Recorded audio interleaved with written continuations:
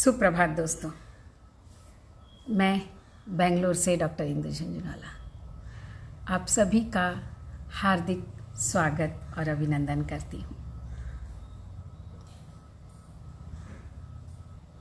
रोज़ सुबह 15 से 20 मिनट हम साथ मिलते हैं, बैठते हैं और कुछ मैं कहती हूँ और आप सुनते हैं। आप कुछ कहते हैं और मैं सुनती हूँ। कैसे कहते हैं आप, किस तरह से कहते हैं आप? मैं तो बोलती हूँ, आप सुन लेते हैं, लेकिन आपका बोलना मुझ तक कैसे पहुँचता है? हर सुबह का आगाज नया नया सा, कुछ औरों के मन की सुने, कुछ खुद की भी गुनगुनाए। हर सुबह का आगाज नया नया सा, कुछ औरों के मन की सुने, कुछ खुद की भी सुनाए। शबनमी मोतियों को भर ले आंचल में, शबनमी मोतियों को भर ले आंचल में, एक साज सा बनकर हम तुम कुछ गुनगुनाए। अंदाज जीने के और भी कई है यारों, अंदाज जीने के कई और भी है यारों। चलो आज रोशनी की दरिया में मिल के डुबकी लगाएं, चलो आज रोशनी की दरिया में मिल के डुबकी लगाएं। कोई रंगों से खेलता है, कोई रंगों से खेलता है, कोई शब्दों से। चलो हम सुनहली किरणों को अपना साथी बनाएं, चलो हम सुनहली किरणों को अपना साथी बनाएं। कुछ नया पाएं, कुछ नया दे जाएं, कुछ नया पाएं, कुछ नया दे जाएं। ज़िंदगी को हर रात के बाद की कहानी न बनाएं, ज़िंदगी को हर रात के बाद की कहानी न बनाएं। पलों के खेल में सिमटा है आलम ये, पलों के खेल में सिमटा है आलम ये। चलो बहती धारा में बहते चलें और बहना सिखाएं। पलों के खेल में सिमटा है सारा आलम ये, चलो बहती धारा में बहते चलें और बहना सिखाएं। हर सुबह का आगाज नया नया सा, चलो आज रोशनी की दरिया में मिल के डुबकी लगाएं।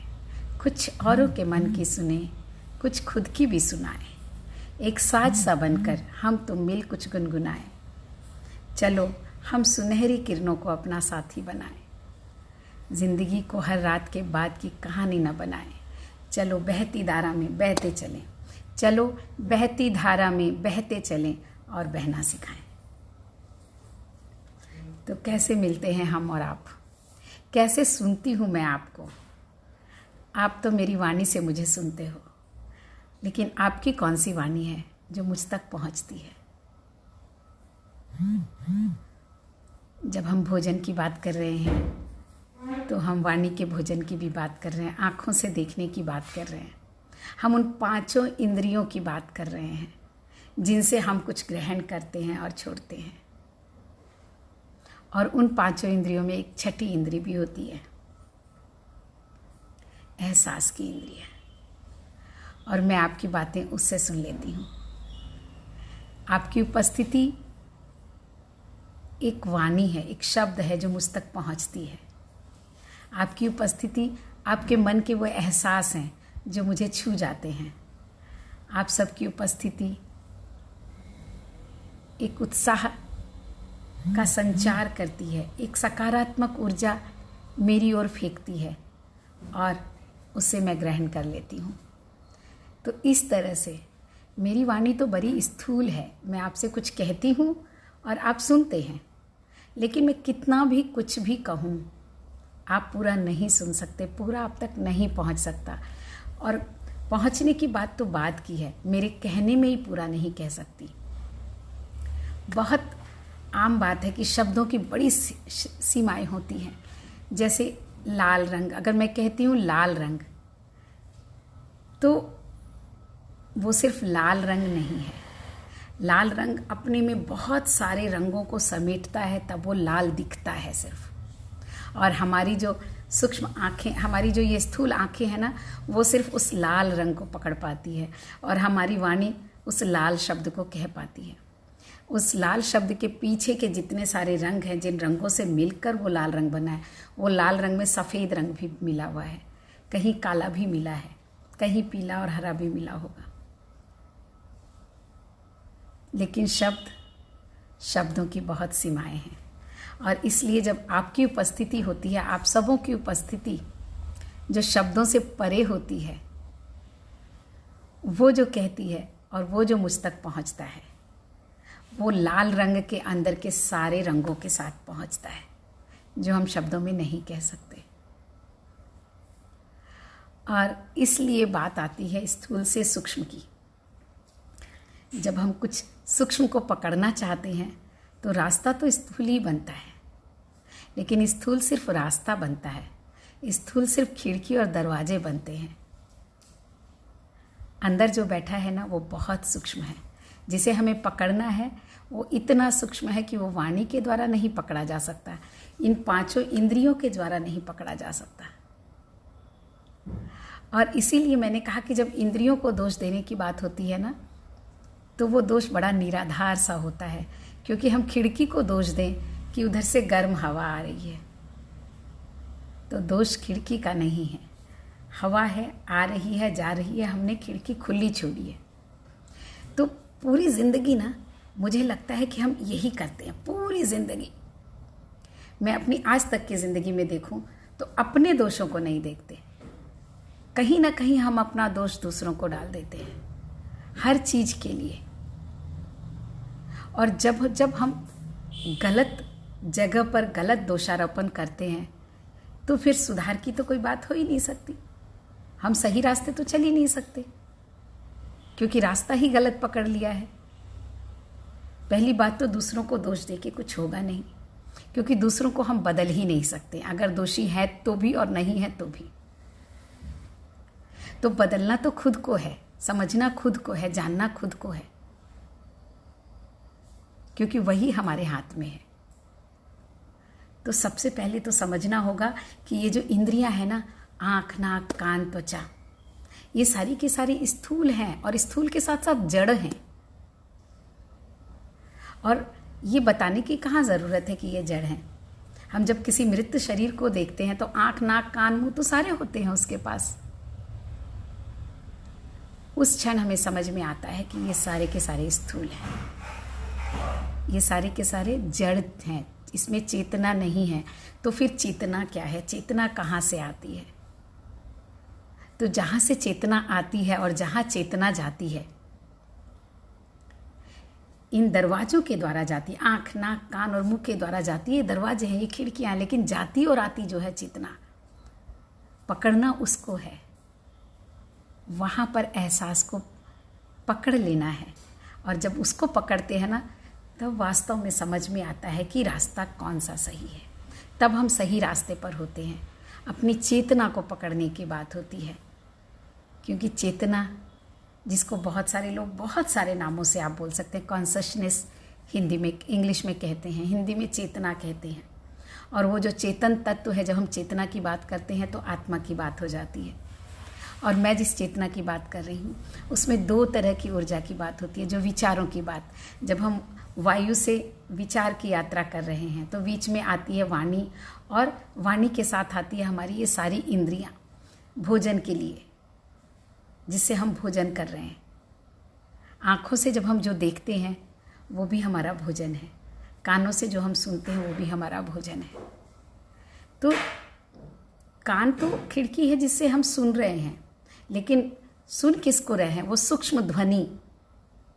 बोल किसको रहे हैं? वो सूक्ष्म ध्वनि जब शब्दों में परिवर्तित होती है और वो हमारे कानों के अंदर जाती है, वो हमारी चेतना तक जाती है, हमारे विचार, जहाँ हमारे विचार बनते हैं।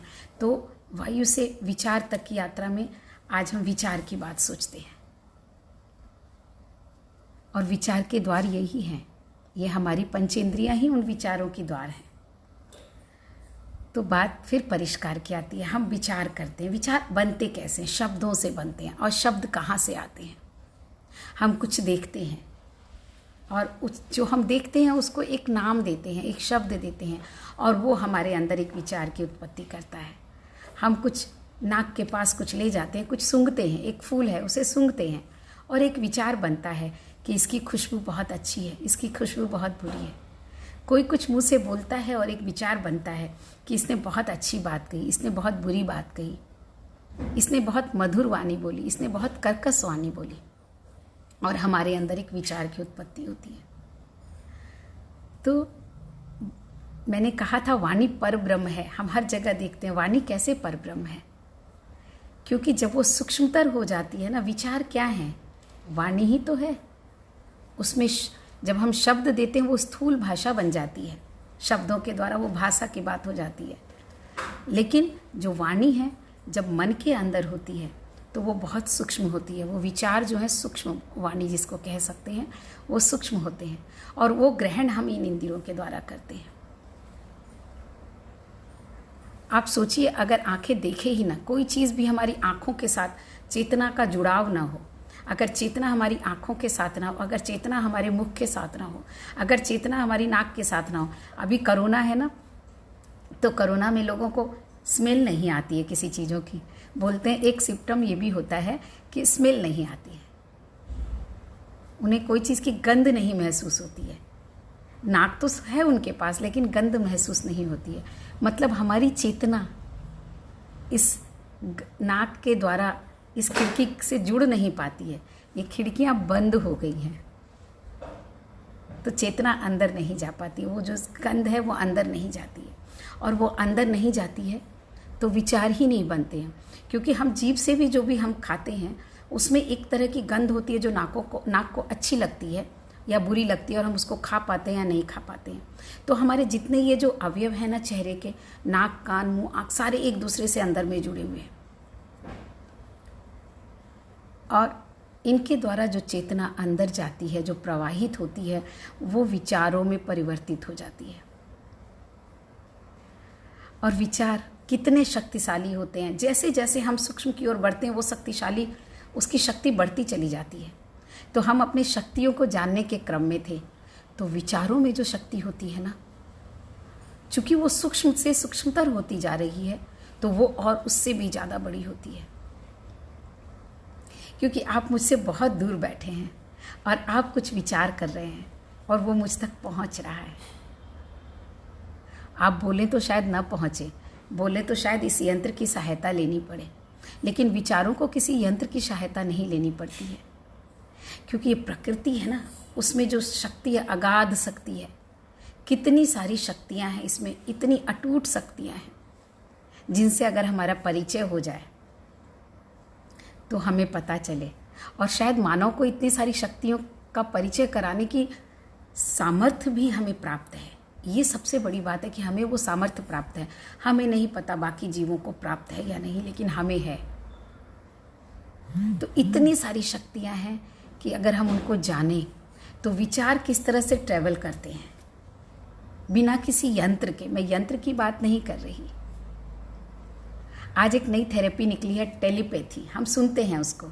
टेलीपैथी क्या है? हमारे विचार आप तक पहुंचाने का एक जो रास्ता है, वो भी कोई यंत्र नहीं है, उसके लिए कोई कृत्रिम यंत्र नहीं बना है। टेलीपैथी ऐसी है कि आपके और मेरे विचार, आपके और मेरा दिल अगर मिलता है, कहीं ना कहीं एक समान स्तर पर अगर हम मिलते हैं विचारों के क्षेत्र में, तो मेरी बातें आप पकड़ लेते हो और आपकी बातें मैं पकड़ लेती हूँ। बहुत बार ऐसा होता है ना, हम कहते हैं हम सोच ही रहे थे जो तुमने अभी कहा, और इसको हम कहते हैं टेलीपैथी। तो इतने सूक्ष्म होते हैं विचार, तो उनको शब्दों में नहीं नाप सकते, शब्दों में नहीं पकड़ सकते। इसलिए आजकल ध्वनि का निर्माण हुआ है, एकदम सूक्ष्म ध्वनियों का निर्माण आज विज्ञान कर रहा है। इस विचारों को पकड़ने के लिए ध्वनियों का निर्माण किया जा रहा है। मुझे एक बहुत सुंदर प्रसंग याद आ गया कि भगवान बुद्ध से उनके एक शिष्य ने कहा कि भगवान आप रोज बहुत सुंदर बातें बताते हैं, बहुत कुछ बताते हैं, तो ज्ञान की सीमा क्या है? कितना ज्ञान है जो आप में भरा है, कितना ज्ञान है जो इस प्रकृति के पास है? तो चूंकि भगवान बुद्ध जंगल में बैठे थे, आसपास कुछ पत्तियां बिखरी हुई थी, उन्होंने उन पत्तियों को हाथों में उठा लिया और उन्होंने अपने शिष्य से पूछा कि गौतम बताओ मेरे हाथों में कितनी पत्तियां हैं? उनके शिष्य का नाम था। तो उनके शिष्य ने उन पत्तियों को देखा तो कहा कि हे प्रभु, कुछ 15-20 पत्तियां दिखती हैं मुझे आपके हाथों में। तो उन्होंने कहा इस जंगल में कितने पेड़ हैं? बोले पता नहीं, लाखों की संख्या में होंगे। और उनमें कितनी पत्तियां हैं?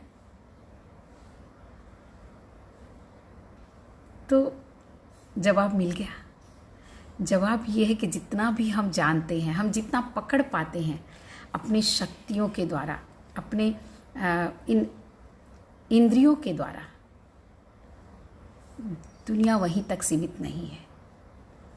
इसीलिए सापेक्षवाद का जो सिद्धांत है ना, सापेक्षता का सिद्धांत, अनेकात्मवाद का सिद्धांत बहुत ज़रूरी हो जाता है, क्योंकि हमारी पकड़, हमारी सोच जहाँ तक जाती है दुनिया वहीं तक नहीं है।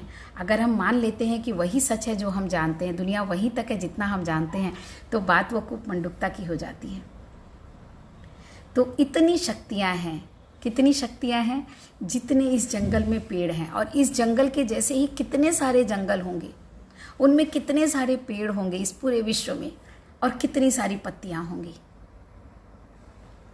इतनी शक्तियाँ हमारे शरीर में हैं, और उन शरीरों में केंद्र बताए गए हैं। जो हमारे पहले के जो ऋषि मुनि थे, वो कहीं ना कहीं इस सच को पकड़ पाए थे, इस सच को जान पाए थे, और इसीलिए शक्ति के हमारे शरीर में ना केंद्र बताए गए हैं।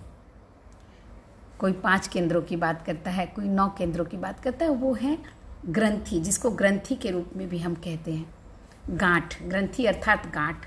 और वो गांठ खुली तो धागा लंबा नज़र आ जाता है, गांठ लगी हो तो धागा छोटा सा दिखता है। आप गांठ मारते जाओ, धागा छोटा होता जाता है, छोटा होता जाता है। एक एक गांठ खोलते जाओ, धागा लंबा हो जाता है।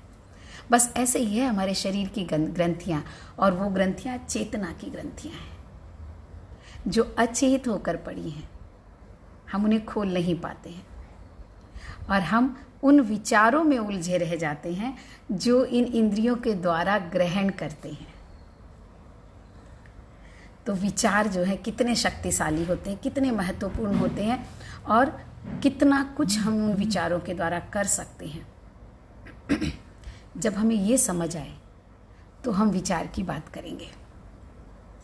विचारों का महत्व जब समझ में आ जाता है तब हम विचार की बात करेंगे। मैंने परसों जैसे बताया था विचार की बात हमने की थी कि कोई अगर कहता है कि मैं तो उसे कभी कुछ गलत नहीं कहता, फिर भी वो मुझसे नाराज़ रहता है। क्यों रहता है?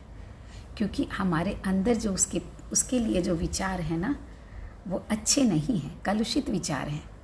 वो उस तक पहुंच रहे हैं, जाने अनजाने कहीं ना कहीं महसूस हो रहे हैं उसको। तो ध्यान रखिएगा, किसी के लिए कुछ बुरा कहना अलग बात है, बुरा सोचना ज़्यादा प्रभावित करता है। कहने से ज़्यादा सोचना बहुत प्रभावित करता है, विचार बहुत प्रभावित करते हैं। तो हम इस विचार की यात्रा में चलेंगे और विचारों को जानेंगे, विचारों को पकड़ेंगे और फिर उसको छोड़ेंगे भी, क्योंकि पकड़ना और छोड़ना साथ साथ चलना है। लेना और नहीं लेना, लेकर छोड़ देना। श्वास लेते हैं और छोड़ देते हैं, और बीच में हम सांसों को पकड़ लेते हैं, सांसों को अंदर रोक लेते हैं।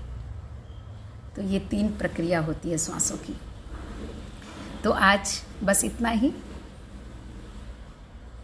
2 मिनट के लिए हम ध्यान करें, और आप हमें बताएंगे कि आप सभी ध्यान करना चाहते हैं कि नहीं। नहीं तो हम नहीं भी कर सकते हैं। तो आंखें बंद कर लें।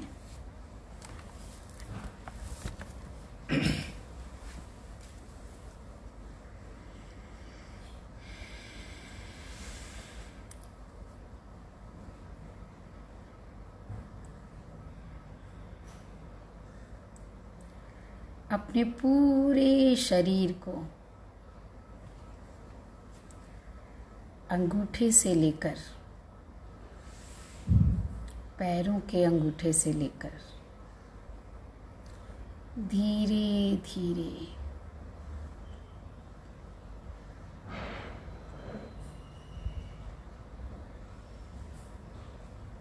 ऊपर की ओर बढ़ते जाना है। एक एक अंगों को शिथिल करते हुए पैरों के घुटने, जांघ, कमर, पेट, छाती, कंधे,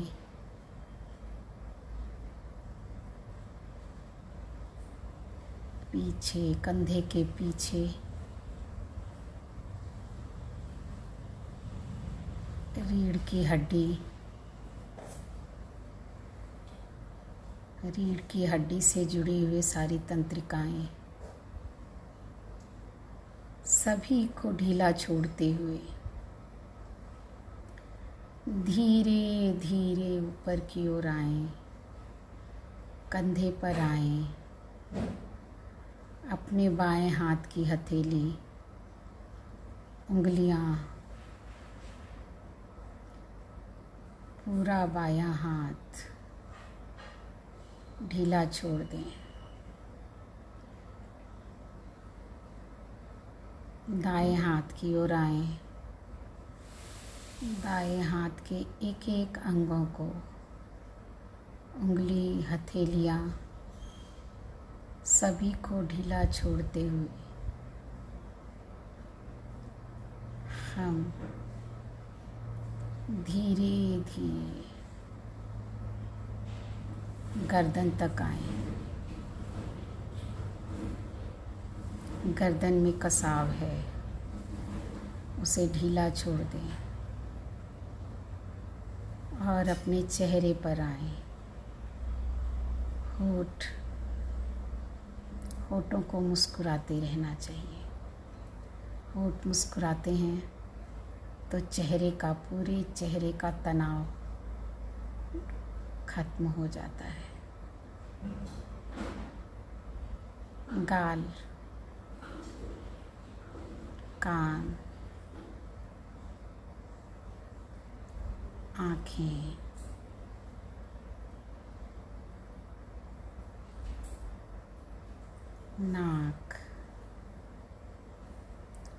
नाक से सांस आ रही है और जा रही है।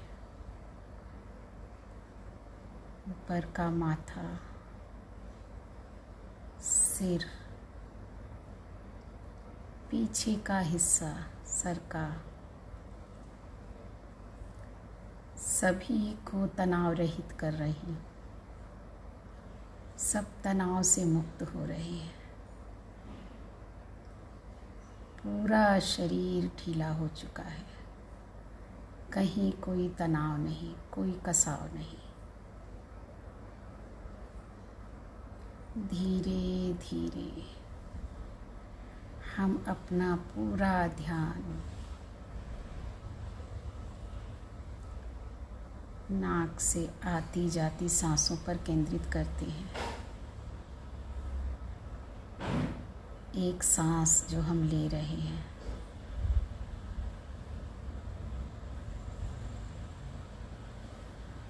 एक सांस जो हम छोड़ रहे हैं,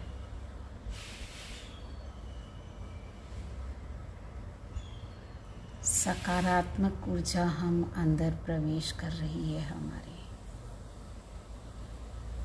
सांसों के जरिए। नकारात्मक ऊर्जा हम बाहर छोड़ रहे हैं। शरीर के सारे विकार बाहर छोड़ रहे हैं।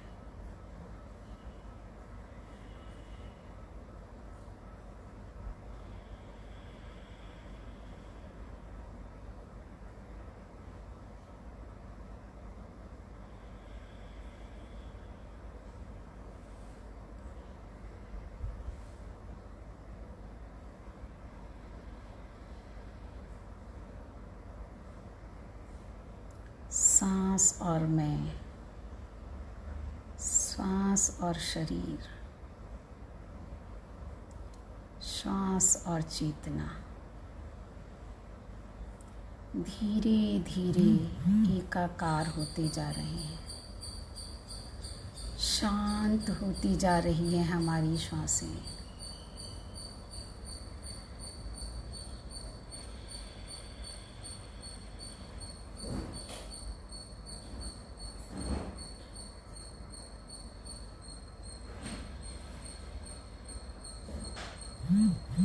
पूरा ध्यान सिर्फ और सिर्फ श्वास पर।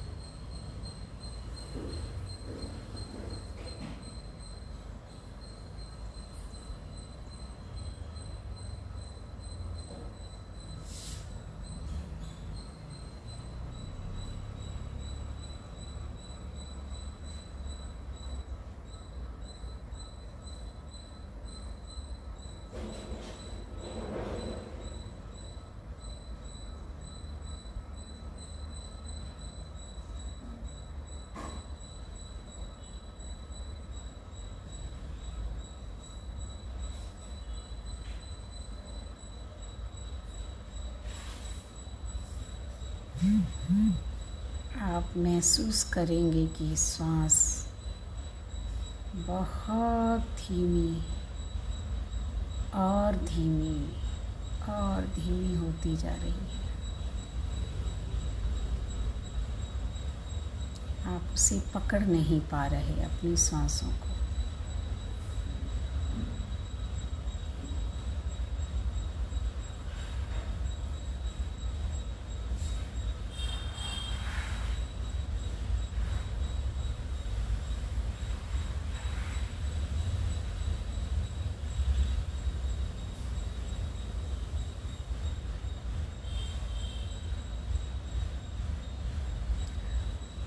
धीरे धीरे अब आप फिर से अपनी एक लंबी और गहरी सांस लीजिए और उसे धीरे धीरे छोड़ दीजिए। अपने शरीर के प्रति सजग हो जाइए। अपने सारे शरीर में एक ऊर्जा, एक सकारात्मक ऊर्जा महसूस करें। अपने दोनों हाथों को एक दूसरे से मिलाकर रब करें और उनसे निकलने वाली ऊर्जा को अपने सर से लेकर अपने पूरे शरीर पर अपने हाथों को फेर कर उनकी सजगता का अनुभव करें। असतो मा सत्कमय तमसो मा ज्योतिर्गमय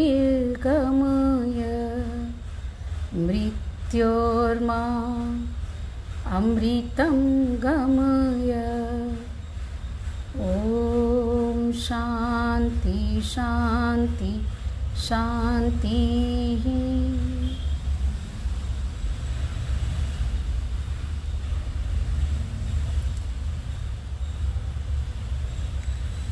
तो आज बस इतना ही। कल फिर हम और आगे सूक्ष्म विचारों की बात करेंगे, सकारात्मक ऊर्जा की बात करेंगे और वाणी के प्रभाव की बात भी करेंगे। बहुत बहुत धन्यवाद आप सभी का। आपका दिन बहुत मंगलमय हो और आप इस ध्यान को दिन में 2-3 बार ज़रूर करें। धीरे धीरे ये प्रक्रिया और आगे बढ़ेगी और किस तरह से विचारों से हम आगे बढ़ेंगे मौन और निर्विचारता की ओर, ये देखेंगे। धन्यवाद।